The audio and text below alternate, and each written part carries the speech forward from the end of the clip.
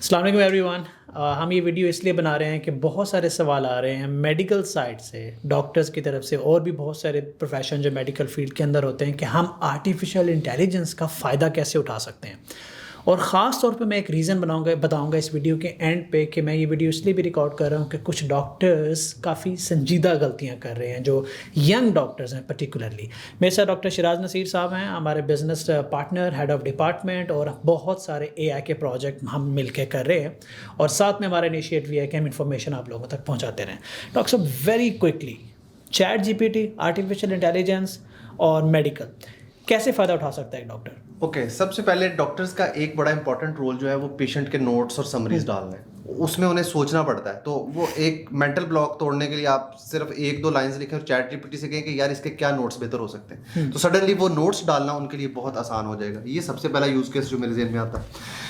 उसके बाद एक और चीज़ जो है वो डिफरेंट, आपने मतलब एक पेशेंट की मल्टीपल कंडीशंस हैं, वो कुछ मेडिकेशन पहले ले रहा है, कुछ आपने उसको प्रिस्क्राइब करनी है। यूजुअली बाज़ दफ़ा हमें गूगल से लिंक्स लेने पड़ते हैं, लेकिन वो उसमें कुछ मेडिकेशंस का आपस में इंटरेक्शन भी हो सकता है। तो वो ये देख सकते हैं क्विकली कि यार ये जो मेडिकेशन मैं प्रपोज कर रहा हूँ इसका कोई इंटरेक्शन ऐसा तो नहीं जो शायद मेरे नॉलेज में ना हो या कोई नया डिस्कवर किया हो। ये एक दूसरा पर्टिकुलर पॉइंट हो सकता अगर मैं इसको समराइज़ करूं तो आप लोगों को चैट जीपीटी प्रॉम्प्ट इंजीनियरिंग सीखनी चाहिए, चैट जीपीटी से फ़ायदा उठाना सीखना चाहिए, राइट? बिल्कुल मैं एक चीज़ ऐड करूंगा जो ख़तरनाक हो रही है, और मैं चाहता हूं आप लोग अच्छे तरीके से समझ लें, जितने भी यंग डॉक्टर्स हैं। एआई के बूम को देखकर, पोटेंशियल को देखकर, आने वाले एक पोटेंशियल इनकम को देखकर लोग जो है ना वो आर्टिफिशियल इंटेलिजेंस के अंदर एज प्रोग्रामर घुस रहे हैं। डॉक्टर एज प्रोग्रामर वो समझते हैं कि हम आएंगे, कोडिंग सीखेंगे, प्रोग्रामिंग सीखेंगे, पाइथन सीखेंगे तो हम एआई के अंदर आ जाएंगे, which is absolutely wrong and I would say कि ये ख़तरनाक है। ऐसा नहीं होता। 99% ऑफ द टाइम ऐसा मुमकिन नहीं है, फिजिबल नहीं है। आप एक कोडर जितना फ़ायदा बिना कोडर हुए भी उठा सकते हैं, ठीक है? आपको करना क्या है? आपको अपना एक्सपोजर बढ़ाना है, आपको एआई की पावर को समझना है, आपको एआई के टूल्स को समझना है। एआई के किसी टूल को समझ के उसको अपनी प्रैक्टिस के अंदर, अपनी मेडिकल जर्नी के अंदर इस्तेमाल करके उसको बेहतर बनाने के लिए आपको किसी किस्म की प्रोग्रामिंग या कोडिंग की ज़रूरत नहीं है। आप उस आसानी से कर सकते हैं। आपको सिर्फ ये देखना है कि मेडिकल की फील्ड के अंदर क्या ब्रेक थ्रू हो रहे हैं। मेरे ख्याल में बहुत से डॉक्टर्स को ये भी नहीं पता होगा कि हेल्थ जीपीटी एक अलग पोर्टल है। Exactly. हेल्थ जीपीटी, हाँ, bio GPT, BioGPT, health GPT ये आ गया। बायो जीपीटी और हेल्थ जीपीटी को डिज़ाइन किया गया है आप लोगों के लिए। क्या क्या उसके अंदर यूनिक फीचर है और किस तरह से आप ज़रा उस पर हाईलाइट कर देंगे। बायो जीपीटी, हेल्थ जीपीटी और भी बहुत सारे जीपीटीज आएंगे। हेल्थ केयर के लिए पूरा अलग से सिस्टम आ रहा है। Exactly. तो क्या डिफरेंस है, क्यों है अलग, क्यों किया जा रहा है इसको? अलग इसलिए है कि मेडिकल की रिसर्च जो है, आपने पबमेड का नाम सुना होगा, थाउजेंड्स ऑफ रिसर्च पेपर जो मेडिकल के हैं वो सारे के सारे bio GPT is actually trained on all of that medical information. इसका मतलब है कि अगर आप ट्रियाज करना चाहते हैं या आप क्वेश्चन आंसरिंग करना चाहते हैं पेशेंट्स के लिए, तो बायो जीपीटी जो है वो आपको ज़्यादा बेहतर आंसर देगा चैट जीपीटी से। तो ये एक यूजेज है। और मेरा ख्याल है कि हाँ, टेक्निकल साइड पे तो मेरा ख्याल है कि हम ना लेके जाएं दोस्तों को।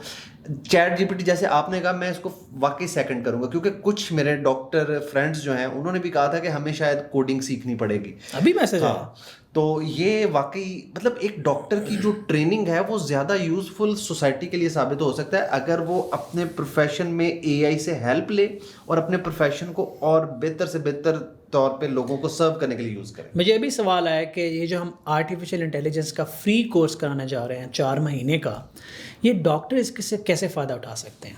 जब मैंने अभी स्टार्ट में बोला कि आप लोगों के लिए सबसे ज़्यादा इंपॉर्टेंट चीज़ है एक्सपोजर, कि एआई है क्या, एआई की पावर क्या है। जब आपके पास एक्सपोजर होगा, उस फील्ड के बारे में आपके पास इंफॉर्मेशन होगी, आप उस इंफॉर्मेशन को नॉलेज में कन्वर्ट करते हुए देर नहीं लगाएंगे, क्योंकि आप लोग माशाल्लाह वैसे स्मार्ट होते हैं, आप लोग एक अच्छी खासी ग्रिलिंग लेके आ रहे होते हैं, तो आपने सिर्फ उसकी पावर समझना है। तो हम अपने कोर्स के स्टार्ट में बेसिकली इसको जनरल लेके चल रहे हैं ताकि सबको एक्सपोजर मिले, पेरेंट्स को एक्सपोजर मिले, डॉक्टर्स को मिले, एग्रीकल्चर में मिले, बैंकिंग, फाइनेंस, जहाँ भी लोग हैं हम उन सबको बताएंगे कि यार एआई है क्या, उसके बेसिक यूनिट्स क्या हैं और आप एआई को अपनी ज़िंदगियों में किस तरह से इस्तेमाल कर सकते हैं। फिर ग्रेजुअली जो है हम उसकी कोडिंग और डेवलपमेंट की तरफ जाएंगे ताकि बच्चे फ्रीलांसिंग कर सकें और वो अपना इतना कमा सकें कि वो अपनी एडवांस क्वालिफिकेशन को, एजुकेशन को सपोर्ट कर सकें। सो इसलिए ये जो हमने आउटलाइन डिज़ाइन किया है वो एक्सपोजर प्लस टेक्निकल डेवलपमेंट को मिला के की है। अभी आपके ज़िम्मे क्या है कि जैसे आप लोग पढ़ते हैं कि मेडिकल के अंदर कोई एडवांसमेंट होती है, मैंने देखा है डॉक्टर्स एग्जीबिशन अटेंड करने जाते हैं, इवेंट्स अटेंड करने जाते हैं और नए नए आर्टिकल पढ़ रहे होते हैं। आपने वही माइंडसेट आप एआई में लेके आना है कि एआई क्या कर रही है, दुनिया को कैसे बदल रही है। आप आर्टिकल्स को पढ़ें, वीडियोस को देखें, नई टेक्नोलॉजीज़ पे नज़र रखें, तो आहिस्ता आहिस्ता आपका माइंडसेट डेवलप होना शुरू हो जाता है। आपके माइंड में आइडियाज़ आना शुरू हो जाएंगे कि मैं कैसे करूं। और जो एक और गलती जो कर रहे हैं, मोस्टली मैं इसको गलती कहूँगा, देयर आर पीपल, उनको एआई का पता है, थ्योरेटिकली उनको एआई का पता है, बट प्रैक्टिकली वो अपनी ज़िंदगी में कहीं अप्लाई नहीं करते और उसका कोई फ़ायदा नहीं है। आप थ्योरेटिकली किसी चीज़ के बारे में जानते हैं और आप अपनी ज़िंदगी में अप्लाई करने के लिए एफर्ट ही नहीं कर रहे, कोई फ़ायदा नहीं है। मतलब कि आप अगर प्रैक्टिस कर रहे हो और आपने अभी तक एआई बेस्ड टूल नहीं लगाए हुए, चैट जीपीटी को यूज़ नहीं कर रहे, स्मार्ट एआई बेस्ड ईएमआरस को यूज़ नहीं कर रहे, पेशेंट डायग्नोसिस के लिए आप एआई यूज़ नहीं कर रहे, इमेजेस को असेस करने के लिए, देखने के लिए भी एआई टेक्नोलॉजी का इस्तेमाल नहीं कर रहे, तो इसका मतलब ये है कि आप बहुत पीछे हैं।